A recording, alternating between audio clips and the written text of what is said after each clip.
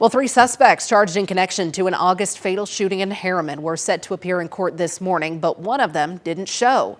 Tony Williams, Bradley Frost, and the now former city councilman Brian Frost were indicted in connection to a shooting that happened at a party at Brian Frost's business. 18-year-old Holden House was killed, and today in court, Williams and Bradley Frost appeared and were given a plea settlement deadline of February 23rd. Brian Frost, however, did not appear, prompting District Attorney Russell Johnson to ask for a capias or bench warrant to be issued for his arrest. House's family was there in the courtroom, and they tell us that they are staying strong through the legal process. If this was one of us, he would never stop fighting. Nope. He would never. He wouldn't sleep. He wouldn't eat. He would just work on getting whoever it was justice, and so that's what we have to do for him. Exactly. Holden is our motivation.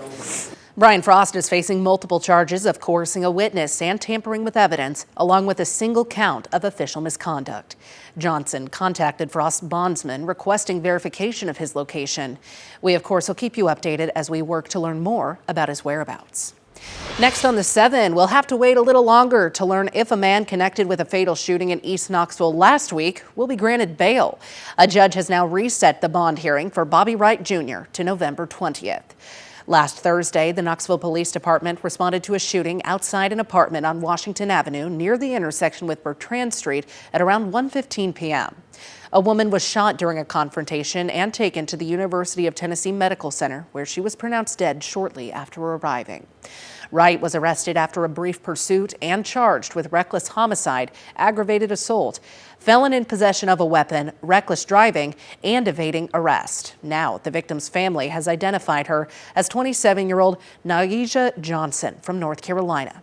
6 News spoke with Johnson's family and friends who say they were in shock when they heard what happened, and it's been hard to accept that she's gone. She was a mother to a 2-year-old son. She was a wife, a daughter, and so much more. Her best friend, Amber Woods, says they were as close as sisters. She describes Johnson as someone who would give you the shirt off her back and says she always carried herself with confidence and love. Woods wants people to remember and know her for who she was, not just a headline, and hopes her story reminds others of the lasting impact gun violence has on families. She was so loving, so caring, so loyal. She was just everything that you would need in a friend. And now that she's gone, it's kind of like, I feel like, who can I call? They plan to continue to honor her through sharing stories and raising her 2-year-old son. Meanwhile, Wright is set to appear in court for a bond hearing on November 20th. Next now on the 7, in Fentress County, a Jamestown couple has now pleaded guilty to aggravated child abuse and neglect in a case connected with 2 adoptive children. Jason and Jessica Klimp were sentenced to serve a total of 10 years behind bars with no chance of parole. Also, the court issued a permanent restraining order blocking the Klimps from having any contact with those 2 adopted children. This is a story we followed since February of last year. First responders were called to Jessica and Jason Klimp's home after one of their 8 children collapsed. At the time, the Klimps told investigators that the girl had been walking outside in below freezing temperatures. First responders rushed her to East Tennessee Children's Hospital. Court documents say that 12-year-old was so malnourished and underdeveloped that she looked like she was 6. A Department of Children's Services investigation claims that girl and her biological sister were forced to sleep in plastic totes in the basement without covers as a punishment for wetting the bed. Next now on the 7, the East Knoxville community is grieving the loss of one of their own today. 57-year-old Gordon Gwathney of the Knoxville Police Department died after drowning in a kayaking accident in North Dakota. He was a KPD lieutenant who served the community since 1997, becoming a lieutenant in 2010. According to East Knoxville community members, Gwathney was much more than an officer to them. Many grew up with him by their side as he served as Austin East High School's first student resource officer.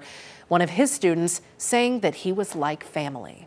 If he see us anywhere, he makes sure we doing what we're supposed to do. He also corrected us if we was doing anything wrong and protected us as well at the same time. So he wasn't much, the words protect and serve was more than just a writing for him. It was an action. So Brian Dickey says Gwathney always supported his community, and he is not the only one with a story like this. According to community leader Denzel Grant, they are holding a vigil for Gwathney this Thursday at the Phyllis Wheatley Center to remember who he was.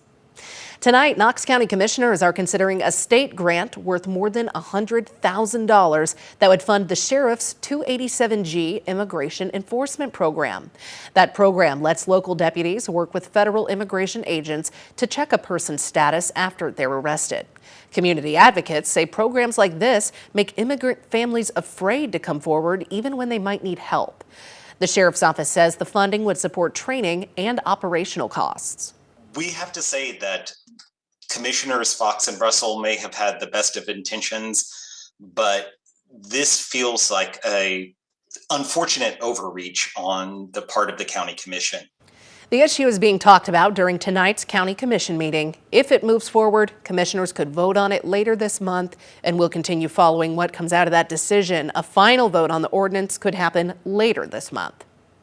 New developments: the repairs to reopen the Gay Street Bridge as a pedestrian bridge may cost $254,000 more than expected.